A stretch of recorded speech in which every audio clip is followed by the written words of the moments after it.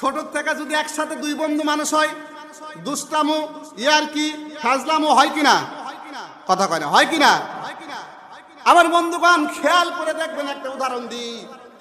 মনে করেন দুই বন্ধু ছোট থেকে একসাথে বড় হয়েছে। ভালো করে খেয়াল করেন, ছোট থেকে দুই বন্ধু একসাথে বড় হয়েছে। এই বন্ধু যখন বড় হয়েছে, ছোটবেলায় কিন্তু দুষ্টামি কম নয়। দুই বন্ধু মিলে একজনার গাছ থেকে ডাব চুরি করে খেয়েছে। খায় না?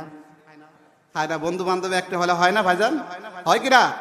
দুই বন্ধু একত্রিত অবস্থায় ডাব চুরি করে খেয়েছে। ডাব চুরি করে খাওয়ার পর দুই বন্ধুর মধ্যে এক বন্ধু মাদ্রাসায় যাওয়ার পর মাদ্রাসায় লেখাপড়া করতেছে, আর এক বন্ধুর লেখাপড়া কপালে জুটে নাই। যে বন্ধু মাদ্রাসায় পড়েছে ওই বন্ধু আস্তে আস্তে মাদ্রাসায় পড়তে পড়তে বড় মুফতি সাহেব হয়ে গেছে। আলেম লাইনের সবচেয়ে গুরুত্বপূর্ণ বিষয় হলো মুফতি।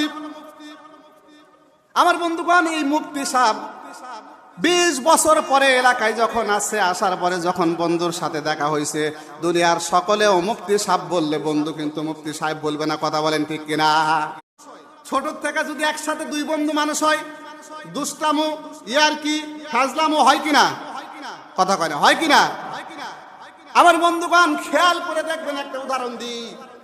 মনে করেন দুই বন্ধু ছোট থেকে একসাথে বড় হয়েছে। ভালো করে খেয়াল করেন, ছোট থেকে দুই বন্ধু একসাথে বড় হয়েছে।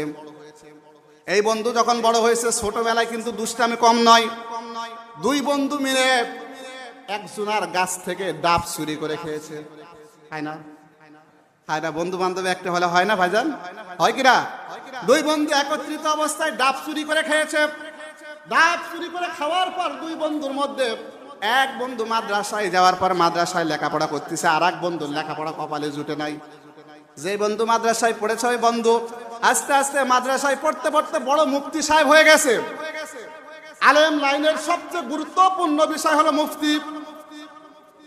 আমার বন্ধুগণ, এই মুফতি সাহেব 20 বছর পরে এলাকায় যখন আসছে, আসার পরে যখন বন্ধুর সাথে দেখা হয়েছে, দুনিয়ার সকলেও মুফতি সাহেব বললে বন্ধু কিন্তু মুফতি সাহেব বলবে না। কথা বলেন ঠিক কিনা?